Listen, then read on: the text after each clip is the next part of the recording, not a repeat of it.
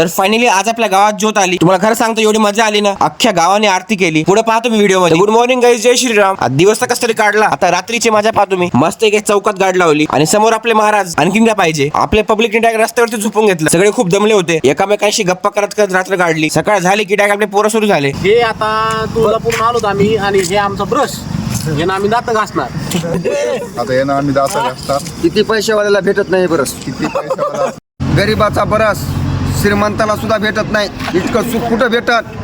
Sugar नाही, BP नाही, कुछ नाही.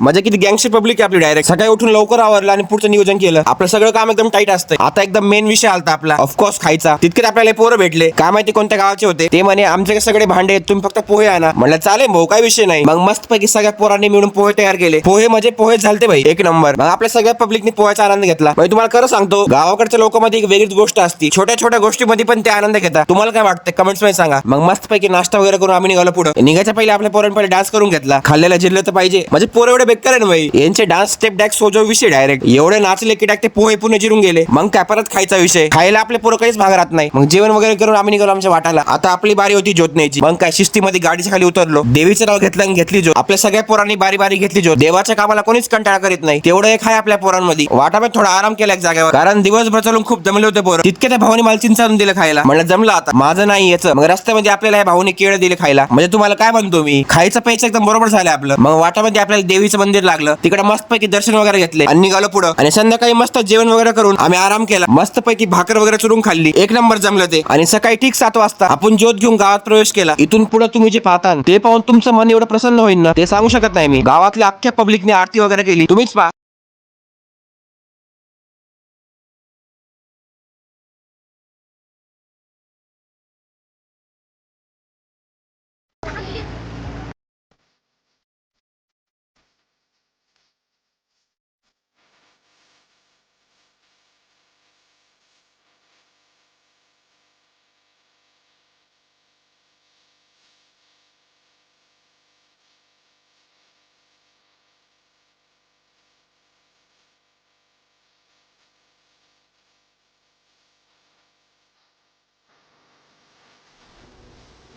देन फायनली आपली ज्योत पोहोचली गावाच्या मंदिरापाशी. पब्लिकचा आवाज ऐकून त्या गावाला काटा आला. त्याच्यानंतर मग ज्योत मंदिरात नेली आणि मस्त देवीची आरती वगैरे केली. मी सांगू शकत नाही किती भारी वाटलंय. आणि काय अशा प्रकारे आपला कार्यक्रम संपला. व्हिडिओ आवडला असेल तर लाईक करा. तर चला भेटूया नेक्स्ट व्लॉग मध्ये. तोपर्यंत जय सियाराम. कमेंट्स मध्ये लिहायला विसरू नका. आई तुळजाभवानी की जय.